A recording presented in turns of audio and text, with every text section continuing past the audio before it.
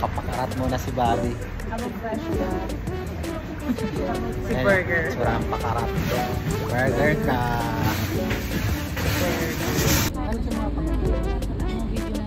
Sarap na.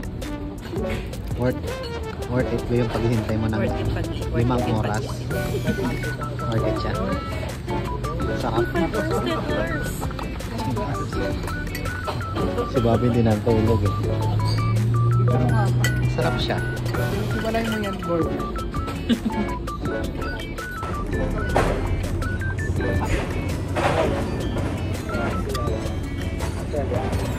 Parang parehas lang ng ano, proso sa Hanaw.